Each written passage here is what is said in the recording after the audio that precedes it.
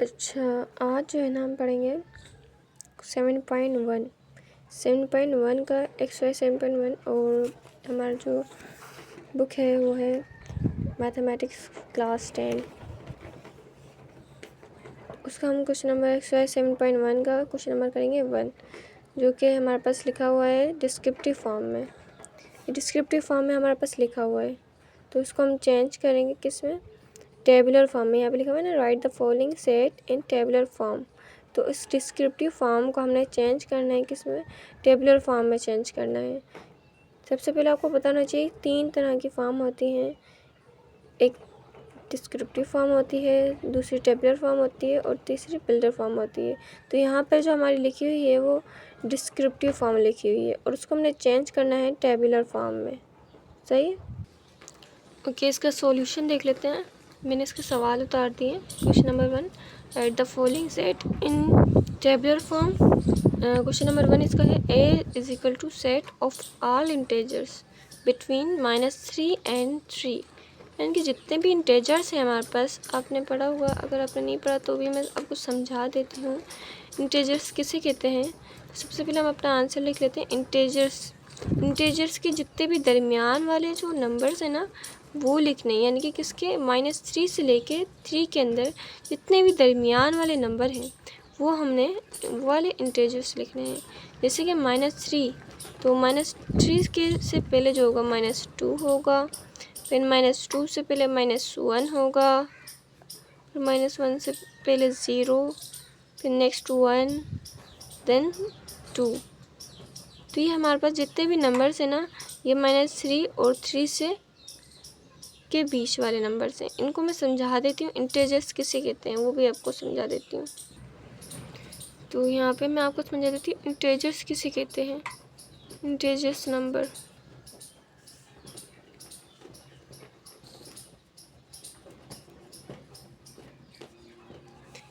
Integers number वो होते हैं जो 1 की साइड से भी यहाँ पे चलते हैं, जैसे कि 0 के बाद 1, देन 2, 3, 4, यहाँ पे काउंटिंग चलती ही जाएगी।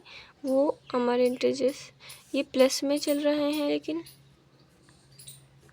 यहाँ प्लस में चलेंगे ये, और यहाँ पे भी चलेंगे, लेकिन यहाँ पर जो चलेंगे वो -1 माइनस में चलेंगे। यानी कि -1, -2, -3,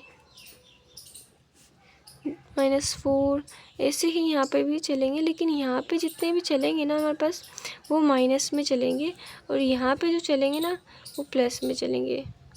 क्लियर हो गई बात? तो माइनस प्लस दोनों को मिला के जो बनते हैं वो इंटेजर्स नंबर बनते हैं। इनको ऐसे भी लिख सकते हैं, 0 प्लस -1 प्लस -2 प्लस -3 प्लस -4, क्योंकि ये दोनों में ही चल रहे हैं, प्लस में भी होते हैं माइनस में भी होते हैं नंबर्स, तो इनको हम इंटेजर्स कहते हैं। क्लियर हो गई बात? अगर नहीं हुई तो फिर भी बता दीजिएगा आप, और अगर क्लियर हो गई है तो आप ज़रूर बताइएगा ये भी। चलिए आगे चलते हैं। अच्छा, ये हमारे पास आ गए हैं कंपोजिट नंबर। यहाँ पे हमारे पास है question number 2, b is equal to set of composite numbers less than 11। तो यहाँ पे हमारे पास कंपोजिट नंबर है, लेस देन 11 से लिखना है हमारे पास, लेस देन लिखना है 11। तो अच्छा, कंपोजिट नंबर क्या होते हैं? कंपोजिट नंबर वो होते हैं जो बहुत सारे फैक्टर्स होते हैं, जिनके बहुत सारे फैक्टर्स बनाते हैं, उनको हम कंपोजिट नंबर कहते हैं। जैसे कि अगर हम बात करें, 1 हमारा कंपोजिट नंबर नहीं है, 2 भी नहीं है क्योंकि वो खुद के टेबल में आता है, 3 भी नहीं है, वो भी खुद के टेबल में आता है। 4 हमारा कंपोजिट नंबर है, क्योंकि ये जो 4 है ना, ये 4 के बहुत सारे फैक्टर होते हैं। जैसे कि यहाँ पे हम देख लेते हैं 4 के कितने फैक्टर हैं, 2 1 ज़ा 2, 2 2 ज़ा 4, 2 1 ज़ा 2। तो ये हमारे पास फैक्टर्स जो इसके बन रहे हैं बहुत सारे बन रहे हैं। 4 से भी, ये 2 से भी हल हो रहा है, ये 4 से भी हल हो रहा है, 4 1 ज़ा 4, तो 4 के अलावा अगर इसके पास फैक्टर्स आ रहे हैं, मतलब जो ख़ुद का नंबर है उसके अलावा फैक्टर्स आ रहे हैं, तो हमारे पास जो इसके अलावा फैक्टर आ रहे हैं वो 2 आ रहे हैं। 2 से ज़्यादा फैक्टर बन जाएंगे ना तो वो हमारा कंपोजिट नंबर है। क्योंकि अच्छा 2 से ज़्यादा कैसे, क्योंकि ये 1 से भी हल होता है, 1 4 ज़ा 4, तो इसलिए इसके जो 2 से ज़्यादा, इससे 2 से ज़्यादा फैक्टर्स जो होंगे ना तो उन्हें हम कहते हैं कंपोजिट नंबर। तो ये हमारा जो 4 होगा ये कंपोजिट नंबर कहलाएगा। इस तरह से 4 के बाद 5 कंपोजिट नंबर नहीं है, जैसे कि क्योंकि हमारे पास जो 5 है 5 1 ज़ा 5, और उसके बाद 1 मल्टीप्लाई बाय 5, 5 मल्टीप्लाई बाय 5 1 ज़ा 5, तो 5 के 2 ही फैक्टर हैं। तो ये 5 के 2 फैक्टर होंगे तो हमारे पास 5 हमारा कंपोजिट नंबर नहीं कहलाएगा। इसी तरह से 6 1 ज़ा 6, और अगर हम 2 से 6 को जो है ना दूसरे नंबर से करें 6 1 6 ज़ा 6, ठीक है। 2 फैक्टर्स तो हो गए। अब दूसरा फैक्टर देखते हैं और है भी या नहीं। तो हमारे पास 2 से भी हल होता है, 6 2 3 ज़ा 6, तो यहाँ पे ये हमारे पास 2 और 3 से भी हल हो रहा है 6 जो है, तो हम इसको कहेंगे हमारे पास जो 6 है वो कंपोजिट नंबर कहलाएगा। तो यहाँ पे हम लिख देंगे 6 4 6, उसके बाद है हमारे पास और 4 6 के बाद 7 आता है। 7 हमारे पास कंपोजिट नंबर नहीं होता। 7 के बाद 8 कंपोजिट नंबर है क्योंकि इसके भी फैक्टर्स होते हैं। इसके फैक्टर होते हैं 2 4 1 8, इसके फैक्टर होते हैं। और 8 के बाद है 9 हमारा फैक्टर है वो भी, क्योंकि 9 जो है 1 से भी हल होता है, 9 से भी मल्टीप्लाई होता है, और 3 3 ज़ा 9 भी होता है, तो ये हमारा कंपोजिट नंबर होगा। नेक्स्ट है 10 भी हमारा कंपोजिट नंबर है क्योंकि 2 5 ज़ा 10 होता है। 10 के भी बहुत सारे फैक्टर्स होते हैं, तो ये हमारा कंपोजिट नंबर कहलाएगा। ये हमारे पास 11 से कम जो है हो गए हैं कंपोजिट नंबर, तो ये हमारा आंसर हो जाएगा। क्लियर हो गई बात? अगर आपको कंपोजिट नंबर नहीं समझ में आए तो आप मुझे बता सकते हैं, मैं आपको इसको क्लियरली प्रॉपर वे में सारे जो कंपोजिट नंबर इंटीजर्स नंबर हैं वो समझा दूँगी। अच्छा, यहाँ पे हमारे पास क्वेश्चन नंबर 3 है। यहाँ पे हमारे पास बिल्डर फॉर्म दी हुई है।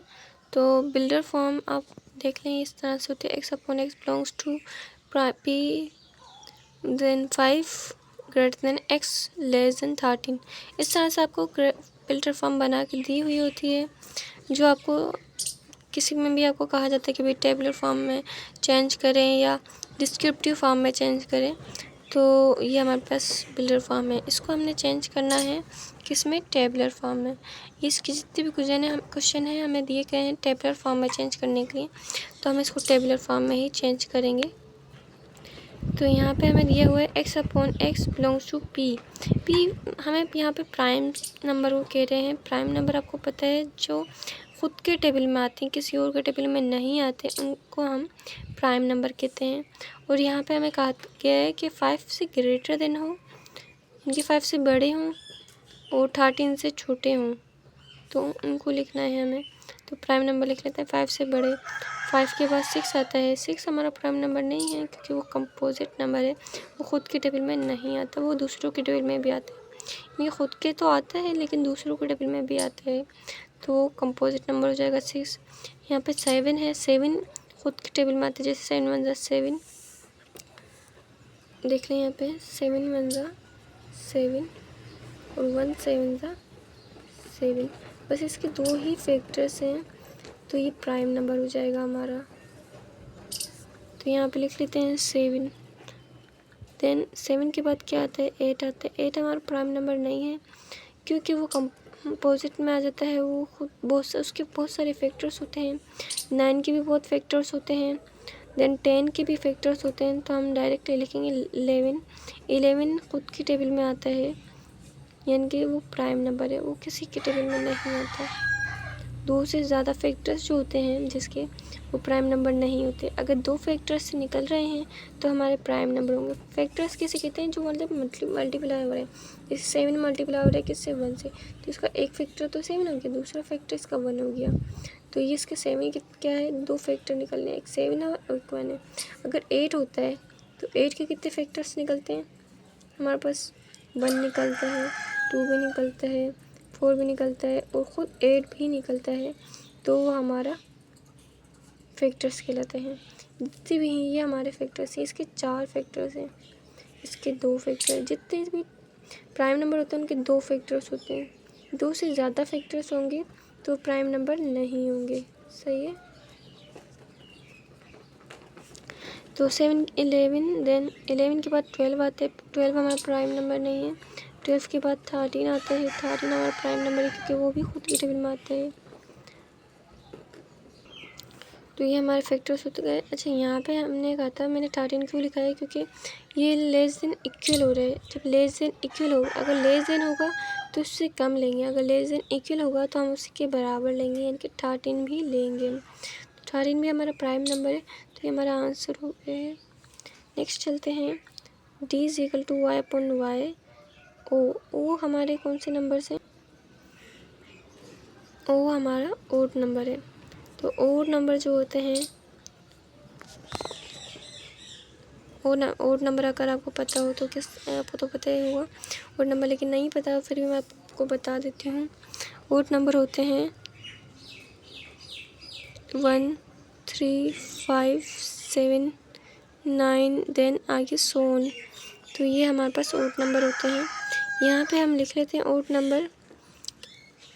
यहाँ पे कहा गया है ओड नंबर हमने लिखना है 7 से लेस देन ग्रेटर देन होना चाहिए, यानी कि 7 से बड़ा होना चाहिए, और 17 से लेस देन। यहाँ पे इक्वल की फॉर्म नहीं आई, जो नीचे हमारे पास इक्वल की फॉर्म आ रही थी यहाँ तो, लेकिन यहाँ पे इक्वल की फॉर्म नहीं आई है हमारे पास। तो हम इसको लिखेंगे 7 के बाद क्या आएगा हमारे पास? 8। 8 हमारा ओड नंबर नहीं होता। 9 हमारा ओड नंबर है, तो 9 से स्टार्ट करेंगे। 9 के बाद 10 हमारा ओड नंबर नहीं, 11। 12 हमारा ओड नंबर है 13।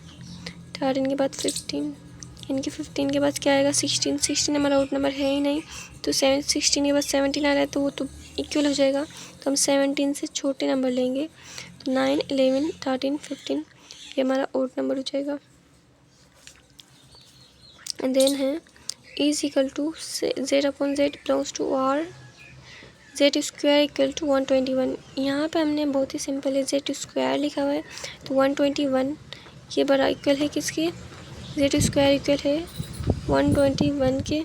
इसको हमने सिर्फ और सिर्फ इसको वैल्यू निकाल लेते हैं। किस तरह से? दोनों पे रेडिकल लगा देते हैं।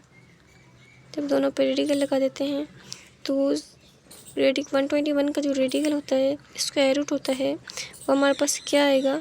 11 आएगा, प्लस माइनस का 11। ठीक है, और ये स्क्वायर रेडिकल से कैंसिल हो जाएगा। जब ये स्क्वायर रेडिकल से कैंसिल होगा, इसको आप ऐसे भी कर सकते हैं, z square is equal to 121 किसके बराबर होता है? अगर हम फैक्ट निकालें तो 11 121 होता है। इनके 11 को 2 दफ़ा पढ़ेंगे तो हम 121 आ जाएगा। तो स्क्वायर से रेडिकल कैंसिल, स्क्वायर से रेडिकल कैंसिल, हमारे पास आ जाएगा प्लस माइनस का 11। तो यहाँ पे किस तरह से लिखेंगे? एक दफ़ा माइनस में 11 लिखेंगे और एक दफ़ा प्लस में 11 लिखेंगे। ये हमारा आंसर हो जाएगा। ये हमारे रियल नंबर आ गए हैं, तो इसको हम रियल नंबर भी डिनोट कर सकते हैं, करेंगे। आई होप आपको ये समझ में आया होगा। अगर आपको नहीं आया तो आप मुझे बता सकते हैं। कोई कुछ क्वेश्चन है तो वो भी बता सकते हैं। अल्लाह हाफिज़।